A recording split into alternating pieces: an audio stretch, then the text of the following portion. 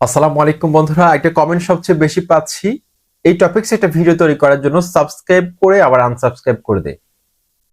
তো এটা থেকে মুক্তির কোনো উপায় আছে কিনা, সমাধান আছে কিনা? তো বন্ধুরা, আমি আপনার চ্যানেলটিকে সাবস্ক্রাইব করেছি। এখন আমার যদি ভালো না লাগে, মন না চায়, সেক্ষেত্রে আমি কিন্তু আনসাবস্ক্রাইব করে দিতে পারি। এটা সম্পূর্ণ তো আমার স্বাধীনতা। তো এখন আজকের এই ভিডিওতে আমি বেশ কিছু সমাধান ফাইন্ড আউট করেছি, নোট ডাউন করেছি 10টার মতো। কেন হয়, কি কারণে হতে পারে একজন দর্শক আপনার চ্যানেলটিকে সাবস্ক্রাইব করে আবার কেন আনসাবস্ক্রাইব করে দেয়, এটার বেশ কিছু কারণ রয়েছে।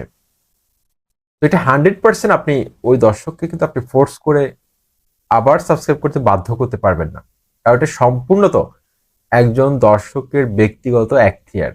সে আপনার চ্যানেলে থাকবে কি থাকবে না, এটা আপনার কন্টেন্ট কোয়ালিটির উপর নির্ভর করছে, এমনকি আরো বেশ কিছু ম্যাট্রিক্সের উপর নির্ভর করছে। আসলে আপনি দর্শকদেরকে ধরে রাখার জন্য আপনি চ্যানেলের মধ্যে কি কি করছেন। আজকের এই ভিডিওটি অত্যন্ত গুরুত্বপূর্ণ, বেশ কিছু কারণ ফাইন্ড আউট করেছি সমাধান সহ 10টি।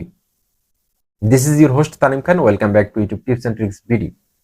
যারা নতুন ভাবে দেখছেন চ্যানেলটি সাবস্ক্রাইব করে দিন, আর যারা সাবস্ক্রাইব করেছেন থ্যাংক ইউ সো মাচ।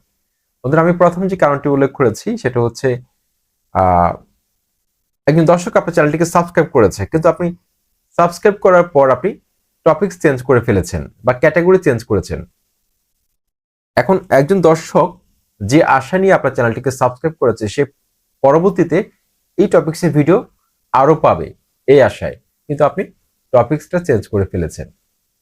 যেমন ধরুন, আপনি ট্যাগ ক্যাটাগরি ভিডিও তৈরি করেন, কিন্তু আপনি কি করলেন, কাল থেকে ব্লগ ভিডিও আপলোড করা শুরু করে দিলেন। এখন ওই দর্শক হয়তো তার সামনে আপনার ভিডিওগুলো আসে ব্রাউজ ফিচারের মধ্যে, তাই সে কি করবে, আপনার চ্যানেলটাকে আনসাবস্ক্রাইব করে দিতে পারে। বা এমনও হতে পারে যে আপনি কমিউনিটি ট্যাবের মধ্যে প্রচুর পরিমাণে পোস্ট করেন প্রতিদিন, যার কারণে অনেক দর্শক আছে বিরক্ত হতে পারে, সেই কারণে কিন্তু আপনার চ্যানেলটিকে আনসাবস্ক্রাইব করে দিতে পারে। তারপর হচ্ছে রেগুলারিটি মেনটেন যদি আপনি না করেন, দেখা যাচ্ছে আপনি একদিন কাজ করেছেন আরেকদিন কাজ করছেন না, বা আপনি একটা শিডিউল মেনটেন করেছেন, প্রত্যেক সপ্তাহে একটা করে ভিডিও আপলোড করবেন, বা 15 দিনে একটা করে ভিডিও আপলোড করবেন, বা মাসে একটা করে ভিডিও আপলোড করবেন, কিন্তু আপনি এই ধারাবাহিকতা আপনি ধরে রাখতে পারলেন না। আপনি দেখা যাচ্ছে যে 3 মাস গ্যাপ দিয়ে দিয়েছেন, এক্ষেত্রে ওই সাবস্ক্রাইবার গুলো কিন্তু আপনাকে ভুলে যাবে, আপনার ভিডিও দেখা বন্ধ করে দিবে। এই ধরনের সাবস্ক্রাইবার গুলোকে কিন্তু ইউটিউব ডেড সাবস্ক্রাইবার হিসেবে কিন্তু গণ্য করে ইউটিউব চ্যানেল থেকে ডিলিট করে ফেলে। তারপর হচ্ছে বন্ধুরা, ভুল পদ্ধতিতে আপনি যদি সাপোর্ট সাব করেন, কোনো সাবস্ক্রাইবার নিয়ে আসেন, তারা কিন্তু আপনার ভিডিওগুলো দেখবে না। যেমন ধরুন, আপনি বিভিন্ন থার্ড পার্টি অ্যাপস এর মাধ্যমে ভিডিও দেখে কয়েন সংগ্রহ করে আপনি সাবস্ক্রাইবার আনলেন আপনার চ্যানেলের মধ্যে। এখন এগুলো তো ইনঅ্যাক্টিভ সাবস্ক্রাইবার, তারা তো আপনার ভিডিওগুলো দেখবে না। ইউটিউব কিন্তু একটা সময় এগুলো ডিলিট করে ফেলে, তখন আপনার চ্যানেল থেকে এই ধরনের সাবস্ক্রাইবার গুলোকে, ফেক সাবস্ক্রাইবার গুলোকে কিন্তু ইউটিউব ডিলিট করে ফেলে বছরের একটা নির্দিষ্ট সময়ে। তারপর হচ্ছে বন্ধুরা, নতুন টপিকসে আপনি যদি ভিডিও আনতে না পারেন, ভ্যারিয়েশন যদি আপনার কন্টেন্টের মধ্যে না থাকে, আপনি দেখা যাচ্ছে যে প্রতিদিন ভিউজ নিয়ে ভিডিও আপলোড করতেছেন, কিন্তু দর্শকদের চাহিদা রয়েছে 4,000 ঘন্টা ওয়াচ টাইম, মনিটাইজেশনের জন্য অ্যাপ্লাই করব কিভাবে, সাবস্ক্রাইবার বাড়াবো কিভাবে, চ্যানেল কিভাবে গ্রো করব, ভিডিওকে কিভাবে ভাইরাল করব, কিন্তু আপনি প্রতিদিন কিভাবে ভিউজ বাড়াবো একই টপিকসে বক বক করতেছেন। এতে করে দর্শকরা হয়তো বিরক্ত হয়ে যেতে পারে, বোরিং ফিল করতে পারে। সেজন্য দর্শকদেরকে মাইন্ড ক্র্যাক করার জন্য আপনাকে প্রতিনিয়ত কন্টেন্টকে রিসার্চ ওয়ার্ক করে আপনাকে এমন টপিকস নিয়ে আসতে হবে যাতে করে দর্শকদের ইন্টারেস্ট সবসময় ঠিক থাকে, আপনার চ্যানেলে দর্শকরা ফিক্সড হয়ে যায়। এটা আপনাকে অবশ্যই চিন্তা করতে হবে। তারপর প্রতিনিয়ত আপনাকে কন্টেন্ট কোয়ালিটি ইমপ্রুভ করতে হবে। হয়তো চ্যানেলের শুরুর দিনগুলোতে আপনি অতটা গোছানো থাকবেন না, কিন্তু প্রতিনিয়ত আপনার কন্টেন্ট কোয়ালিটি, আপনার উপস্থাপনার মধ্যে আপনি একটু একটু পরিবর্তন নিয়ে আসবেন, একটু একটু চেঞ্জ নিয়ে আসবেন নিজের মধ্যে, যাতে পরিবর্তনগুলো লক্ষ্য করা যায়। আপনি প্রয়োজনে আপনি বড় ইউটিউবারদেরকে ফলো করতে পারেন, তারা কিভাবে কথা বলে, তাদের কথা বলার সাথে আপনার কথাগুলো মিলিয়ে দেখবেন যে আপনার কোথায় ভুল রয়েছে। তাদের ভিডিও কোয়ালিটির সাথে আপনার ভিডিও কোয়ালিটিগুলো আপনারা মিলিয়ে নেবেন। যদি দেখেন যে অনেক তফাৎ রয়েছে, সেক্ষেত্রে আপনি আস্তে আস্তে সেগুলো শুধরে ফেলেন।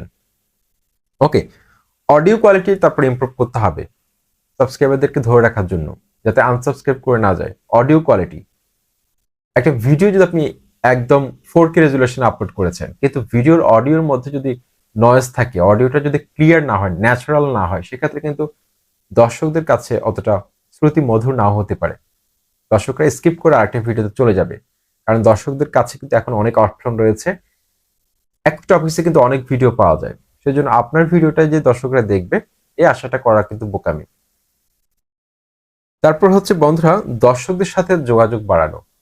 যেভাবে পারেন কমেন্টে রিপ্লাই দিয়ে, বা দর্শকদেরকে নিয়ে মেসেঞ্জারে একটা গ্রুপ খুলতে পারেন, দর্শকদেরকে নিয়ে ফেসবুকে একটা গ্রুপ খুলতে পারেন।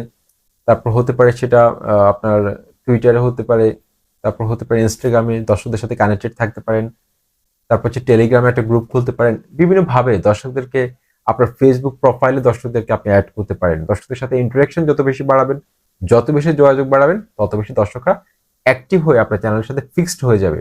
তারা কিন্তু আপনার চ্যানেলটিকে আনসাবস্ক্রাইব করবে না।